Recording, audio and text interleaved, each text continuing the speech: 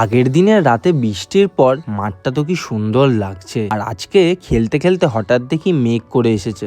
আর তোমরা অনেকেই তো জয়কে চেনোই, ও ইউটিউবার, ফুড ব্লগার, আর ওরও চ্যানেল রয়েছে ফুড ফান্ডা। খেলাধুলা কমপ্লিট করে তারপরে বাড়ির দিকে রওনা হয়ে পড়ি। আর এত রোদ, তারপর বাড়িতে এসে খিদে পেয়েছিল, তো ভাবলাম ব্রেকফাস্টে আজকে একটু ম্যাগি বানিয়ে খেয়ে ফেলি। বেশিক্ষণ সময়ও লাগে না আর খিদেও মিটে যায়। ব্রেকফাস্ট কমপ্লিট করতে না করতেই লাঞ্চের চিন্তা, যে কি রান্না করব। সব জিনিসপত্র বের করে ফেলেছি। আর আজকে ছিল হচ্ছে জয় মঙ্গলবার, আর যেহেতু নিরামিষের পালা আজকে, তাই ভাবলাম যে আজকে আলু পোস্ত আর আলু ভেন্ডির তরকারিটা বানিয়ে ফেলি। কাটাকুটি তো সব কমপ্লিট করেই ফেলেছি, আর রান্নাবাড়িটাও করেই ফেলেছি এই গরমের মধ্যে। তো রান্নাবাড়িটা দেখতে কেমন হয়েছে তোমরা দেখতেই পাচ্ছ। কিন্তু এবারে হচ্ছে টেস্টের পালা। বাবা তো সকাল থেকে পুজো টুজো করে আসে, তো দুপুরবেলা রান্নাবাড়িটা করা থাকলে বাবাও খুব হ্যাপি হয়। বাবার জন্য আমি সব রান্নাবাড়িটা করেই রাখি। আর হ্যাঁ, খেতে বাবা হয়তো রিয়াকশন দেয় না, জানি না কেন।